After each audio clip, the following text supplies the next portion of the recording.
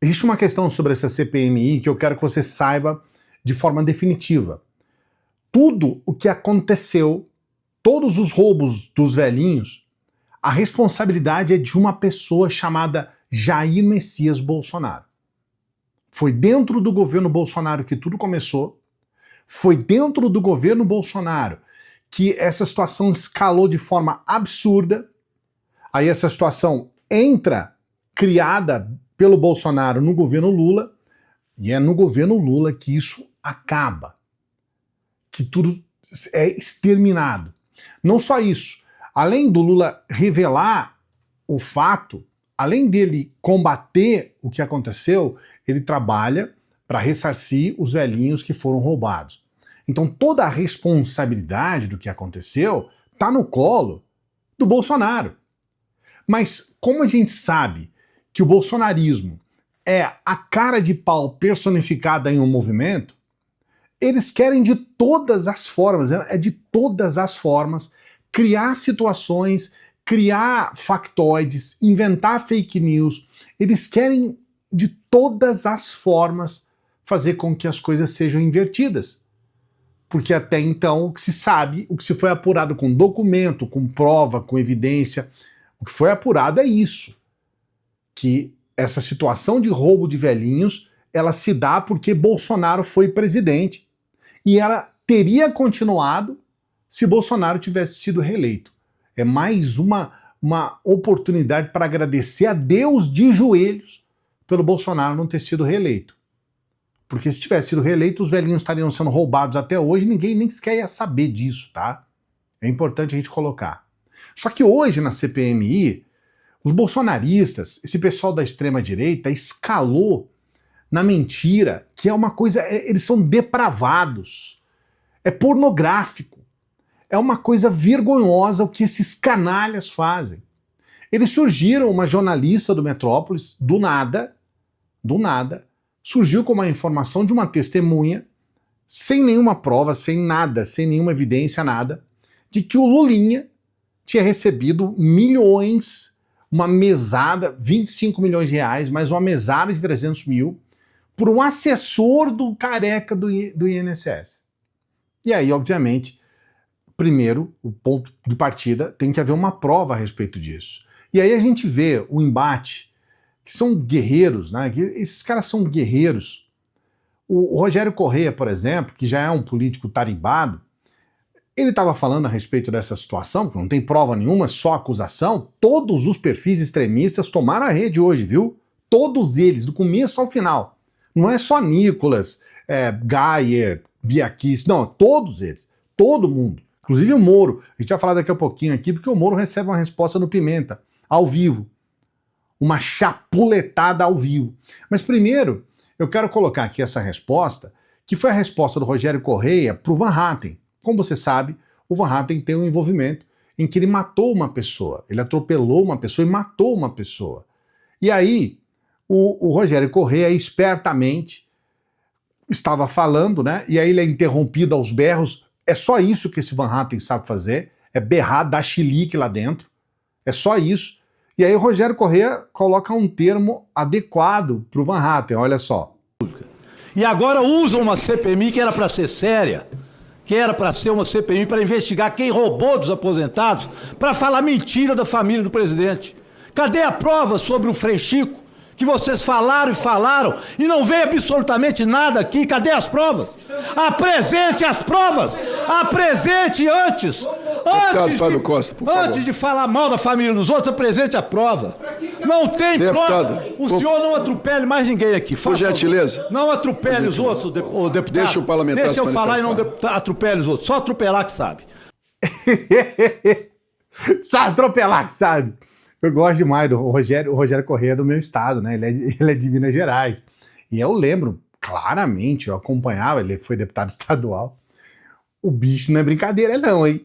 O bicho da chicotada ali, eu adorei, eu adoro essas coisas, né?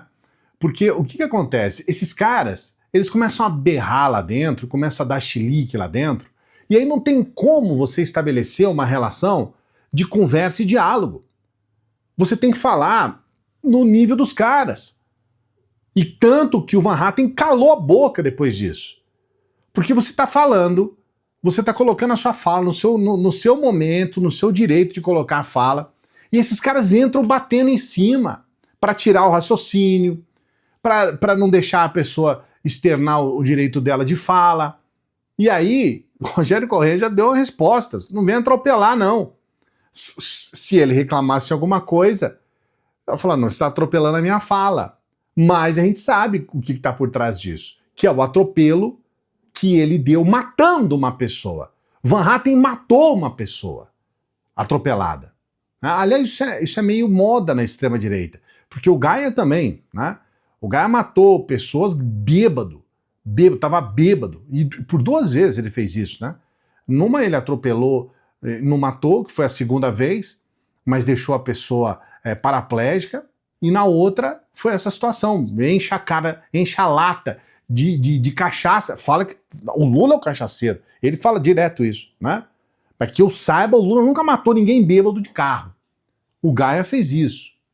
E aí essas respostas eu acho pertinentes. Eu vou colocar agora para você o Pimenta respondendo o Moro, porque o Moro também tentou nadar nessa onda de fake news aí a respeito do Lulinha. No centro dessas articulações criminosas se encontra um personagem já conhecido por envolvimento em outros crimes, em outras fraudes, que é exatamente o filho do presidente Lula, o Lulinha, o Fábio Lula da Silva. Eu desafio os parlamentares que falaram até agora, senhor presidente, que apresentem aqui um documento da CPI, que apresentem aqui uma prova do que disseram. Foram atrás, senhor presidente, de um depoimento de um camarada que é acusado por roubo de carro, um cara que responde por ladrão, que está envolvido numa briga que não tem nada a ver com essa CPI, que não tem nada a ver conosco. Uma pessoa completamente desacreditada, um desqualificado, que não apresentou nenhuma prova. Estão aqui para divulgar fake news de mentira, tentando transformar essa CPI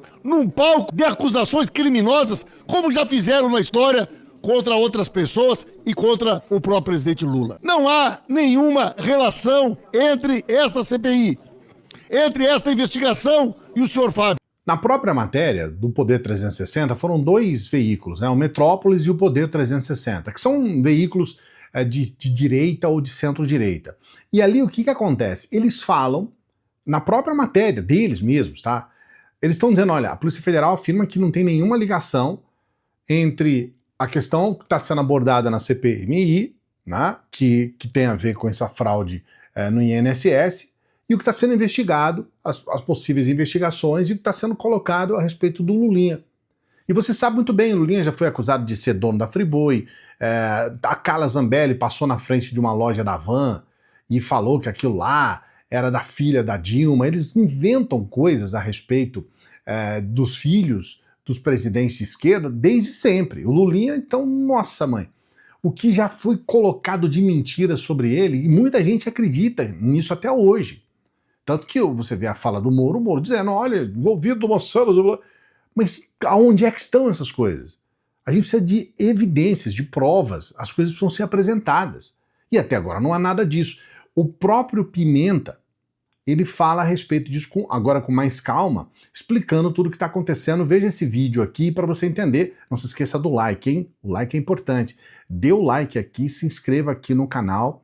E você que fica copiando os vídeos aqui do canal para colocar no TikTok, por favor, dê o crédito. Fala, olha, isso aqui é do canal do Clayson, tá? E aí deixa o link para o pessoal vir conhecer o nosso trabalho. Aí fica todo mundo elogiando, esse cara fala bem, que nunca ninguém viu a gente. Essa bela careca. Então fala, o rapaz tem um canal lá no YouTube, você copia, mas não dá o crédito. Mas vamos trazer essa fala do Pimenta explicando com mais detalhes. Olha o like, hein? Dê o like, por favor. Pedido de convocação do filho do presidente Lula, o Lulinha. Ele aparece como um investigado ali na questão da fraude bilionária do INSS?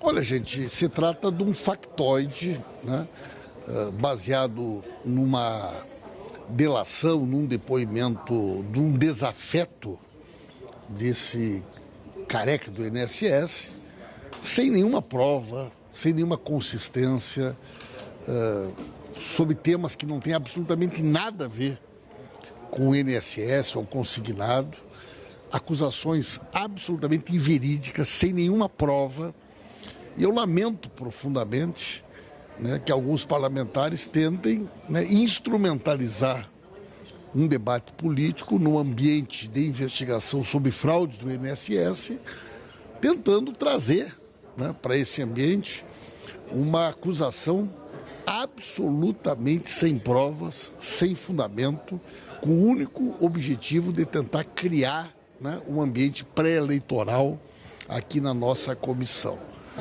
O foco aqui é descobrir quem foram os políticos do governo Bolsonaro que colocaram esses funcionários corruptos do INSS em posição de comando. Nós já estamos conseguindo avançar nestes empresários que ficaram milionários sem nunca terem trabalhado, que eu apelidei de Golden Boys no governo Bolsonaro, e nós não vamos abrir mão de chegar nos mandantes. Então aqui ninguém vai tirar o foco da investigação, ninguém vai permitir que isso aqui seja transformado num circo, e nós lamentamos profundamente, né, a irresponsabilidade, né, essa maneira, né, que eu diria assim, leviana, como se comporta setores da oposição absolutamente oportunistas e irresponsáveis aqui dentro da CPMI. Eles são uns abobalhados, né? Também tentaram convocar o Jorge Messias, que não tem absolutamente nenhuma ligação com o que está acontecendo ali. O que tem ligação com o que está acontecendo ali são aqueles que de fato estão roubando. Dentre eles, o Zema, governador de Minas Gerais, e sua família. Aqui nós temos evidências claras. Eu vou trazer aqui para você esse vídeo do Rogério Corrêa explicando com calma todas as implicações do Zema e da família dele com o roubo de velhinhos.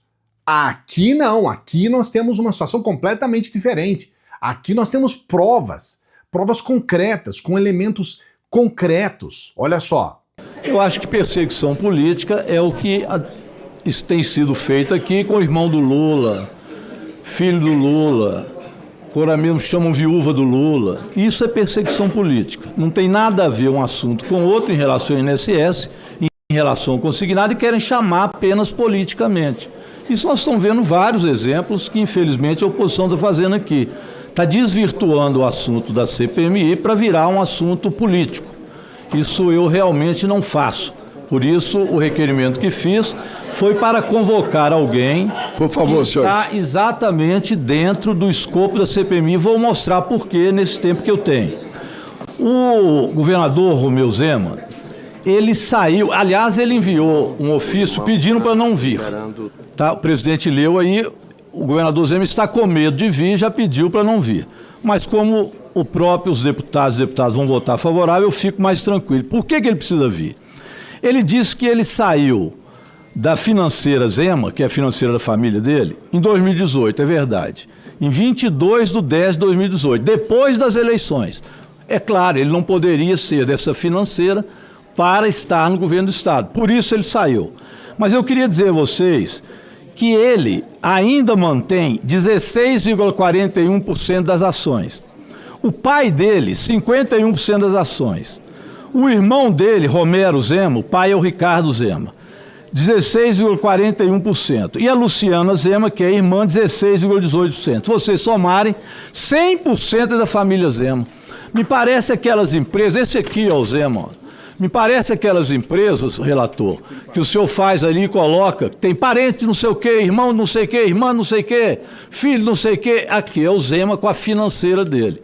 Presidente, quando chegou também, exatamente nessa data de 2018, que ele saiu da financeira, foi que ele recebeu do governo Bolsonaro a tarefa de fazer com consignados do BPC, os mais pobres de Minas Gerais, esse Zema aqui, ó, e também do Auxílio Brasil, passasse a ter consignado desta financeira, que a família tem 100% das ações, e ele era o diretor-presidente. Ele saiu exatamente, presidente, para poder ficar, depois das eleições, livre disso. Mas quando foi? 4 anos depois, estava ele, ainda evidentemente, dentro da financeira Zema, onde 100% é da família dele, fazendo consignados. O que tem de reclamação de consignados é importante. Será que foi ele que negociou esse ACT? É isso que nós queremos saber. Quem negociou que a financeira Zema? São só 11 financeiras, além da Caixa Econômica. Quem colocou a financeira Zema lá? Isso a gente quer saber, não pode blindar, fazer blindagem disso. Assim como não pode blindar várias outras financeiras que estão servindo de lavagem de dinheiro. Essa é uma delas e eu desconfio e tem elementos para isso. Quando o governador Zema vier, nós faremos. Infelizmente, entrou aqui não quebrar o sigilo da financeira por uma artimanha aí que o senador fez, líder da oposição, para incluir o Zema na blindagem, que ele fala que era blindagem. Aí ele incluiu o Zema lá dentro, exatamente para não quebrar o que ele fala que é blindagem. Então veja bem, tem ainda várias outras, como Clava Forte Bank, WG Bank, BVK Invest, OBM Bank Master, Rend Bank, são todas financeiras pequenas que estavam a serviço das entidades que roubavam dinheiro dos aposentados. Então este Zema aqui, por isso que ele está tremendo de medo de vir, por isso que ele escreveu um ofício para poder não vir, está aí com Vossa Excelência, pedindo aos advogados dele que não viesse. Eu pediria a Vossa Excelência que cuidasse bem da convocação. Nós precisamos aprovar a convocação do Zema.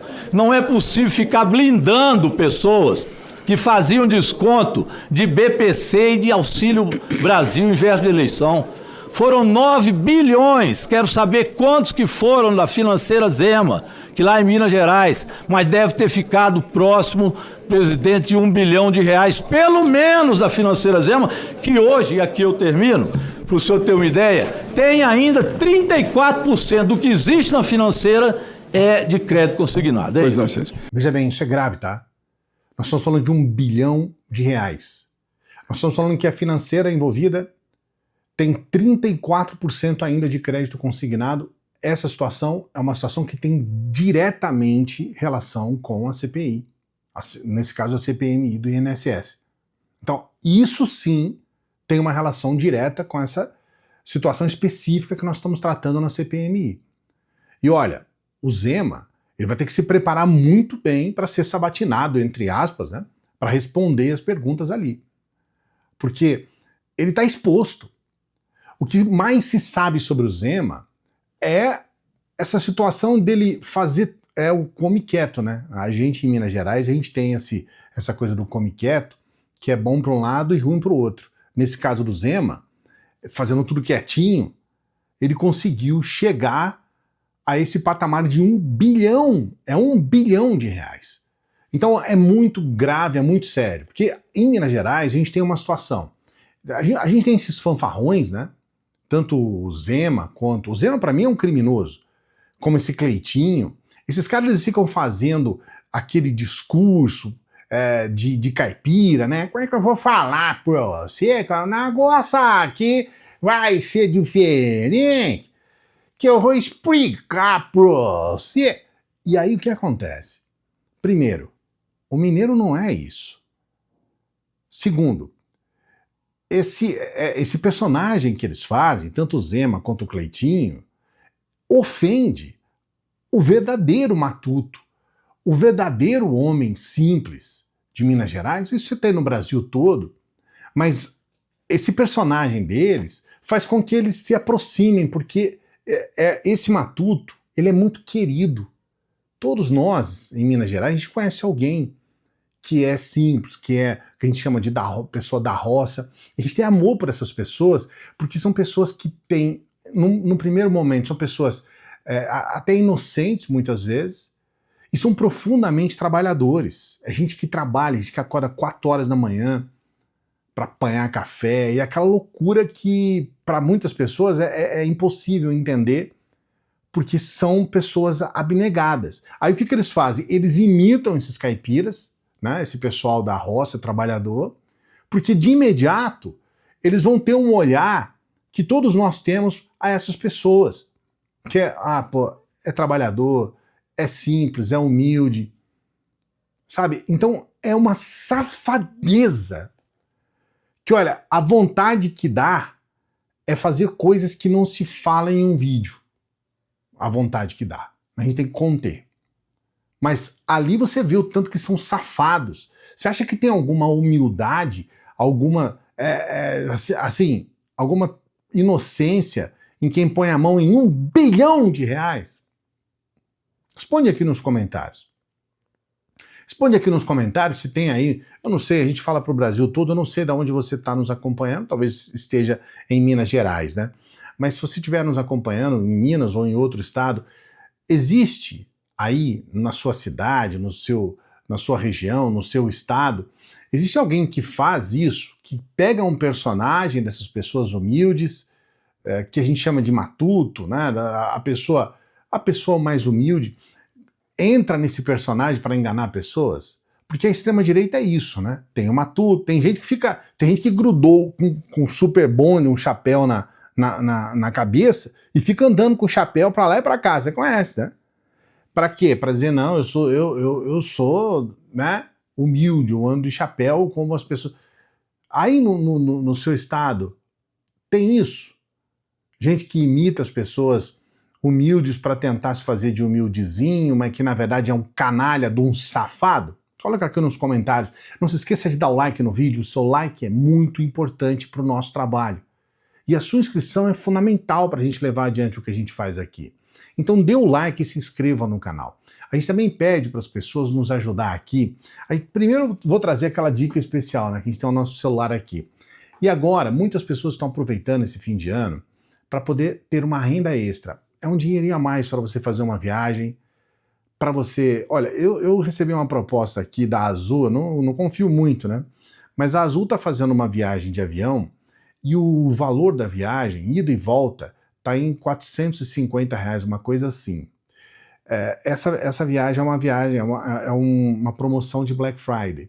Então muitas pessoas às vezes precisam se deslocar para lugares um pouco mais distantes e precisam se deslocar pelo avião.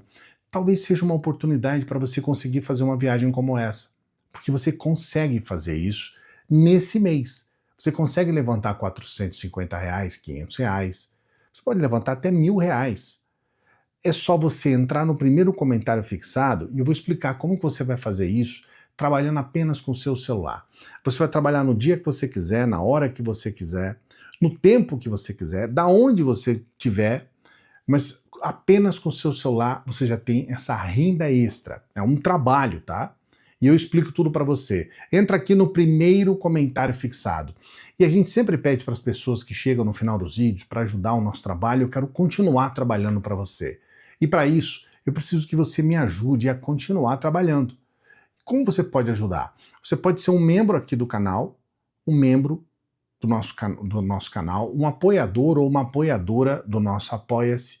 E você também pode nos ajudar com qualquer valor pelo Pix. Eu quero do fundo do meu coração agradecer as pessoas que nos ajudam, aos membros do canal. Muito obrigado, eu amo vocês. Eu tenho uma relação de amor e emoção mesmo com as pessoas que estão no nosso Apoia-se e com os membros do canal, porque são pessoas que acreditam e com as pessoas que nos ajudam com o Pix. Então, muito obrigado a você. E se você puder dar essa força, eu quero continuar trabalhando para você. Daqui a pouquinho a gente volta. Salve progressistas, eu sou o Clayson. Se você gostou desse vídeo, você também vai gostar desse vídeo aqui, ó. Caramba, veio até a moto aqui.